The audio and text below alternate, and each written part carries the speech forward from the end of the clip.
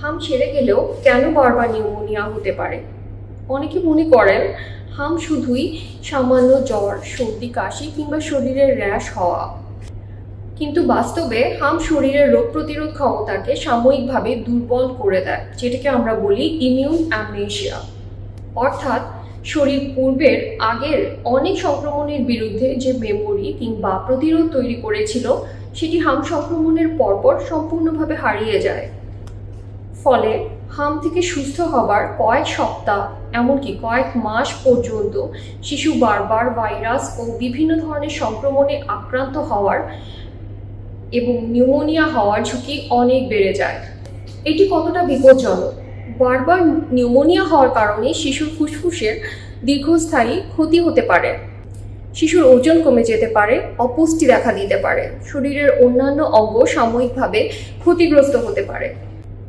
বারবার শরীরে অক্সিজেনের ঘাটতি, এমনকি আইসিইউতে ভর্তি হওয়ার প্রয়োজনীয়তাও দেখা দিতে পারে। গুরুতর ক্ষেত্রে এটি থেকে জীবনহানিও হতে পারে। তাই এক্ষেত্রে কি করবেন?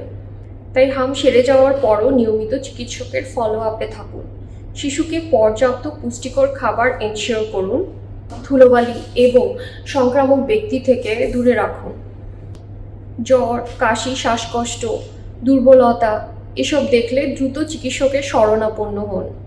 নির্ধারিত সময়ে সব টিকা সম্পূর্ণ করুন এবং হাম পরবর্তী ভিটামিন এ ক্যাপসুল নিশ্চিত করুন। মনে রাখবেন, হাম সেরে যাওয়া মানেই ঝুঁকিমুক্ত নয়। বিশেষ করে খুবই ছোট বয়সে শিশুদের ক্ষেত্রে পরবর্তী কয়েক মাস খুবই ঝুঁকিপূর্ণ। এ সময়ে সামান্য কাশি বা জ্বরকেও অবহেলা করবেন না।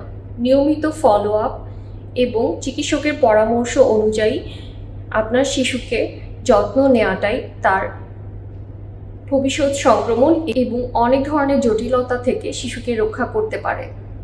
তাই হাম পরবর্তী শিশুকে ঝুঁকিমুক্ত রাখতে আপনার নিয়মিত পরিচর্যা এবং চিকিৎসকের সাথে নিয়মিত ফলো আপ, ডেঞ্জার সাইনগুলো নিয়মিত লক্ষ্য করা এবং সেই অনুযায়ী ব্যবস্থা নেওয়া আপনার শিশুর ভবিষ্যৎকে সুরক্ষিত রাখতে পারে।